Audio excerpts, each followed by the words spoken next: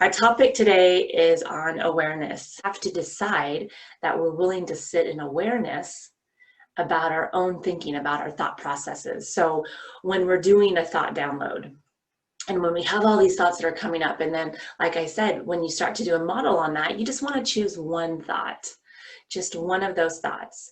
And I had shown that yesterday in the thing that we did where I talked about time, and I did a model on time. And so the reason why you want one thought is because that one thought is going to form that one feeling. So you had a thought, and then you had this feeling, and this feeling created all this emotion, this connection between your body and mind, and you've dived into that so deep that every time it comes up, you have a connection with it. So you can actually kind of be like, oh yeah, this is what I'm experiencing, and you can go on to another thing without feeling guilt about it, or that something's wrong with you, or that this shouldn't be happening. Because that is the way that our body wants to, again, try to keep us safe and try to let us not expand. And it wants to do that because it thinks it's protecting you, because it wants to conserve energy. We are designed to do that. So when you have that process that's happening, nothing's gone wrong. But when you dive into it and you sit in awareness and you don't try to change it, you don't try to do something to change it. You don't try to just put on a new thought. Instead, you've already sat with it, that when you do decide finally to put on a new thought, it's one that you can own and become part of your belief structure. And as it starts to form and become part of your belief structure, the other one doesn't ever go away, like I said, but it can start to fade because you've given it the attention it wanted. Just like that 2-year-old throwing that fit, this emotion just wants your attention. It's just trying to tell you something. And every time you push it away and you don't want to think about it, and it's going to be too hard to confront, every time you do that, you are giving your proving energy more steam to produce more energy of that nature. And then it really starts to just this dominoes effect, right? So it's just more and more. But we can switch it when we've given it the attention it needed. When we sat with it, we can then switch it to something that we've decided is what we want to start looking into. And we want to feel that connection to that emotion that we want to generate it. And so when I talk about creating awareness, one of the things that I love to talk is receiving it, receiving that emotion you're experiencing. Receiving, when it comes to awareness, to me just means that you're deciding. You're letting it in, and you're giving it permission to flow throughout your body and to experience that emotion.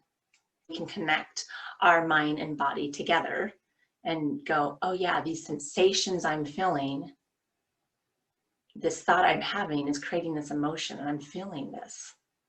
This is okay. So we're now feeling, so the first question is, what are you feeling now? This was my answer. I feel like a fake, an imposter, wanting to be vulnerable, but fighting it, embarrassed and frustrated. Where is the feeling in your body? In my stomach. It's heavy and nauseating. What color is this feeling? A sludge and shiny black like tar. Is this feeling hard or soft? Hard, but stretchy, taffy-like. Is this feeling fast or slow? Slow and wrapping around my intestines. How does this feeling make you want to react? Sharp, like acting that way will cut it. Why are you feeling this? Having the thought that I have created content, been consistent, and don't have clients. What am I doing wrong? Had the thought, why talking to a marketing group I was looking to hire? So here I was looking to hire this marketing group, and all of a sudden the thought came to me, right? Because I was doing something out of my normal, my body wants to protect me. And all of a sudden I had the thought, I'm an imposter.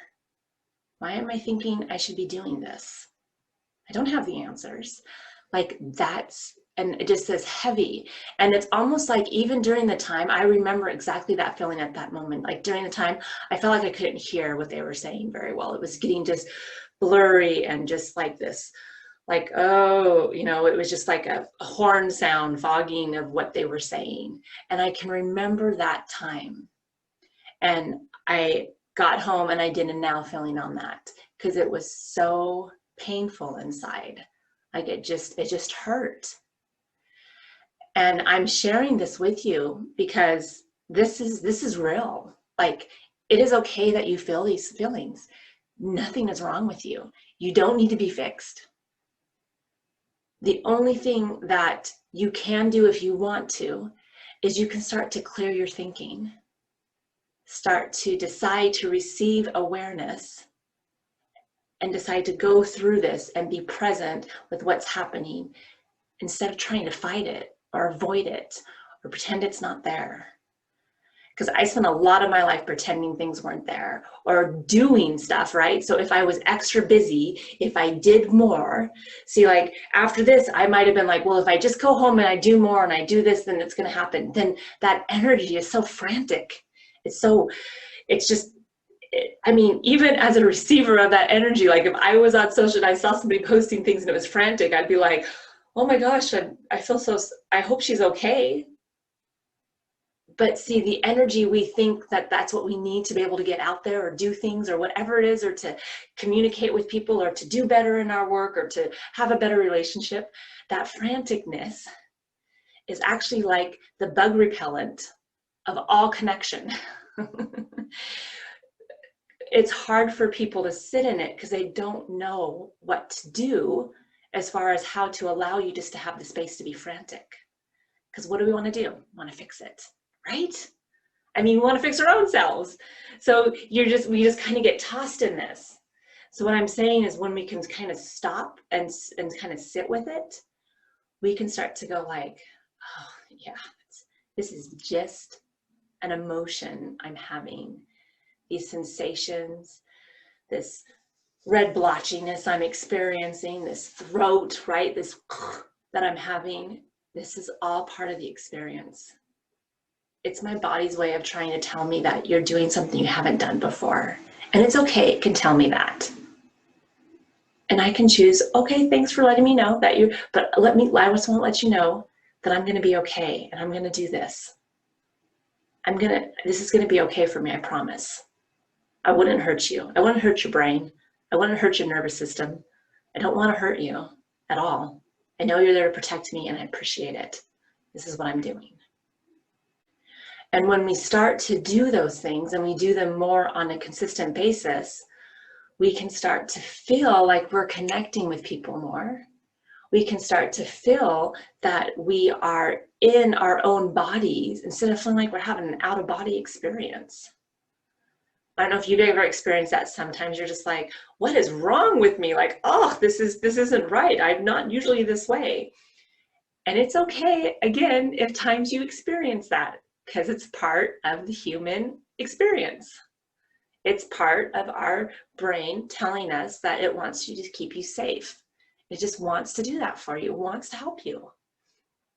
So when you do the now feeling, that's kind of an example that I gave you is one of the now feelings that I did. And when I did that now feeling, it was a little icky feeling at the end of it. And if you notice, I didn't talk about the thoughts I had about it. So is this feeling hard or soft? I really went exactly into my body of what my body was experiencing. Because what we want to do is when we do a sheet like this, a lot of times what we want to do is start to have another thought about it. So then we outthink ourselves. That's what we think we're doing, but we're really not, but we think we are. We're just so smart to ourselves. We're just not onto ourselves sometimes, right? So we're trying to outsmart ourselves. And the truth is we're not going to do that. So it starts to think and it gives you more ideas, right? It gives you more like, well, this is what you could do. This is what you could do. So it starts to tell you more of what, of why you're feeling this way instead of actually letting you get into your body and feel it. So that is that receiving part. You want to receive this information. Receiving it and reviewing it. Again, like just like I was doing with the reviewing part, right? It's getting it down on paper. It's expressing it. It's getting into your body of where you're feeling it at. And finding the thoughts maybe that help you release it. So when we have these feelings, when we get these clammy hands, when it's our heart palpitation, I mean, these are real physical things that are happening. And these real physical things are happening because of vibration we're having in our body. And when we're experiencing emotion like that, when we can tap into it and decide, okay, I can experience this emotion right now. And when we can do that, then we actually begin to get in touch with ourselves on so much of a deeper level. So deep, in fact, that, like I said, the love and the care that you decide to give yourself is out of love and care for yourself. Like you start to do things because that's how you would respect your body. That's how you would do the things that you do. That's because you love who you are. And when you love who you are, it's so much easier to love other people. When you don't love who you are, when you feel like you're hiding something, when you've buried these emotions so deep inside, that is when we don't connect with other people. We have a hard time. We feel like we're lost. And all of those feelings I'm talking about, I understand those are all real feelings. Those really do happen. And we experience these vibrations in our body. And what I have learned as I have kind of dove into this for myself and with other people and with clients that I've had. So yes, I've had clients now since that one sheet, but with clients that I've had is that I have realized is that through doing the process of kind of connecting that is how much we are fighting a sensation that our body was designed to give us to protect us. We can embrace it. We can be like, bring it on. And it is kind of addicting, I will tell you. When you start to uncover emotions that were really hard to get into, when you start to do that and you start to feel differently, at the beginning, it's the river of misery. I mentioned this before in the last one. It is a river of misery. It's like you've got to go through the grudge to get to the other side. And that swamp is not very fun. I'm going to be really honest. You're just like, what? Oh, this just, because it's heavy, because usually it's a lot. It's things that are going on. It's a habit you've had for a long time. It's the way that your body knows how to react for a long time. And it is going to fight you and want to protect you. And know that going into it. Know that that's part of my body doing its job. And go, yep, the river of misery. But when you get to the other side, just like working out, right? So you're working out, you're trying to gain some muscles and you're doing your yoga pose, like for me it would be yoga. And then all of a sudden, finally, I can get my foot up over my head the way that I want it. And I'm like, holy crud, I'm doing this. And when you hit that point, you're just like, wow, this is amazing. But getting to that, it freaking sucked. It was not very fun sometimes. It was terrible. There was moments I wanted to quit.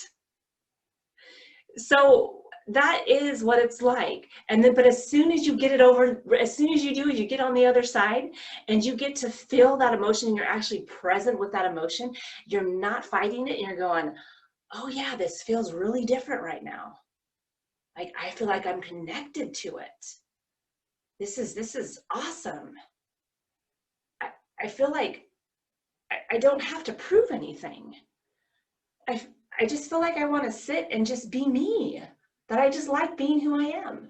When you get to the other side and you get to start experience that, you then want to unpack other emotions. Even though you know you have to go through the river of misery, you still want to unpack it because the other side feels so good. So what do? We receive it. We decide that we're going to, yep, we're receiving this in. We're receiving this emotion. We're present with this emotion. we review it, we look it over, we go, okay, this is what's happening, kind of a little bit of the river of misery during this time.